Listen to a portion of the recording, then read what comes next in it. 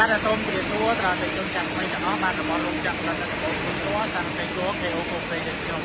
បាទខាងក្រោយក្នុងខ្ញុំបានមកទៅខាងនេះបាទនិយាយកំពុងតែផលិតនៅជាមួយជួពតបាទហើយសម្រាប់ខាងក្រោយក្នុងថ្ងៃវិញបាទនិយាយកំពុងតែផលិតនៅតាមអតីតជួពកេញបាទខ្លួននៃជនយើងហើយគាត់បានធ្វើការកម្លាំង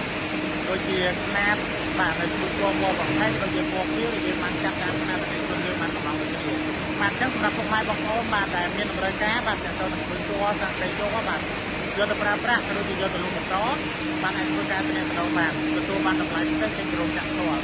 បាទហើយយើងមានសេវាកម្មមកពេលប្រាក់ខាងក្នុង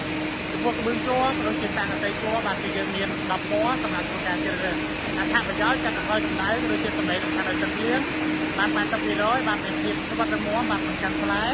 មិនដុសស្នឹមមិនឆ្លងចរន្តអគ្គិសនីមិនកាន់ជារកាភ្លើងបាទគឺងាយស្រួលប្រាក់បាទប្រើដៃរ៉ៃតិចចំណេញពេលវេលាពលកម្មហើយយកការប្រើប្រាស់មួយឆ្នាំបាទការនោះចាក់យើងបាទគឺមានសេវាកម្មបាទដឹកជញ្ជូន25ខែក្រុងពុកម៉ែបងប្អូនដែលមានតម្រូវការបាទសូមធ្វើការតាមទូពេកបាទឬទំនាក់ទំនងតាមរយៈលេខទូរស័ព្ទដែលមាននៅលើវីដេអូប្រាប់បាទពុទ្ធទីតានោះចាក់យើងផ្ទាល់បាទគឺនៅក្បែរនឹងបាទផ្លូវលឿនលឿនបាទចុះផ្លូវក្នុងកັບផ្លូវតាមបន្តិចទេបាទបងប្អូនអាចជួយមករោងចក្រផ្ទាល់ដូចជាតែម្ដងបាទគឺមានទីតាំងច្បាស់លាស់បាទលក់ដល់ទំនុកចិត្តវិជាចេញដោយទំនុកចិត្តតែម្ដងបាទអរគុណបាទសូមជម្រាបលា